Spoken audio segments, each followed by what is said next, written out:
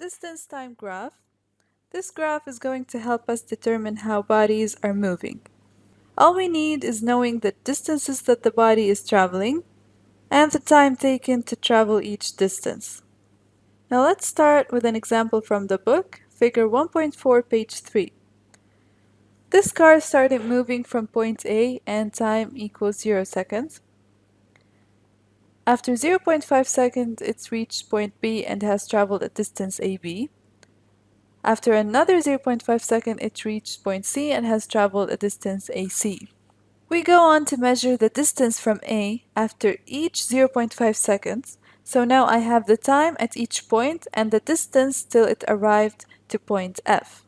Now we're gonna organize these data in a table. In this table we have the position, the time from the start and the unit is second, and the distance from the start and the unit is meters. We notice that the time from A to B is 0.5 seconds, and from B to C also 0.5 seconds. From C to D, from D to E, and from E to F is also 0.5 seconds. And if we look at the distances, from A to B it is 6 meters, from B to C it also moved 6 meters, and same applies for the rest of the points. So we observe that the car moves equal distances in equal intervals of time. Now if we calculate the speed at each point, this will be the instantaneous speed. Let's take point B for example. The instantaneous speed at B will be V equals d over t equals 6 over 0.5 equals 12 meters per second. Now if we want to calculate the average speed, what we have to do is we take the time from the initial point to the final point, where it is equal to 2.5 seconds. And same goes for the distance, where it is equal to 30 meters. So the average speed equals d over t equals 30 over 2.5, and it is equal to 12 meters per second. So here we notice that the speed is constant from one point to another.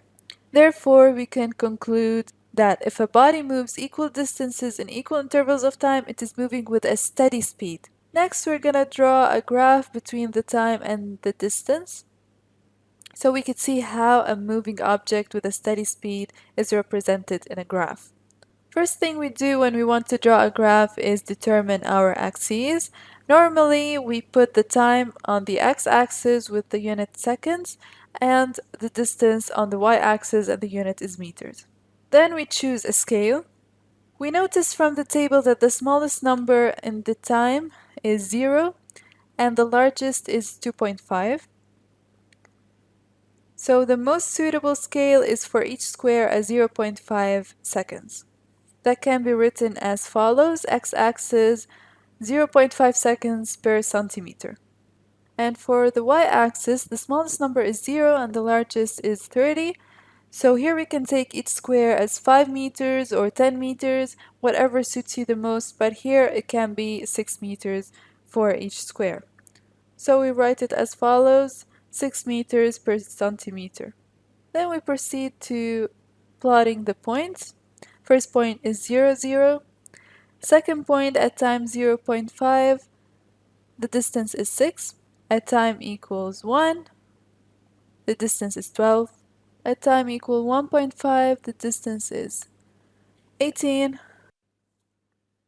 At time equal to 24.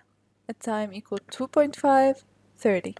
Then we connect the points and we notice that the output graph is an increasing straight line. This means that as time increases, the distance also increases.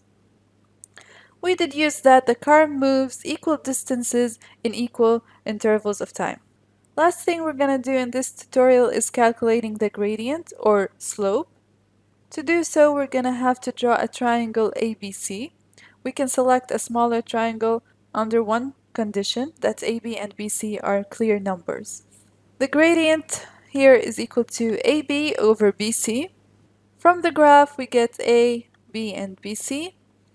AB is 30 and BC is 2.5, and the answer is 12 meters per second.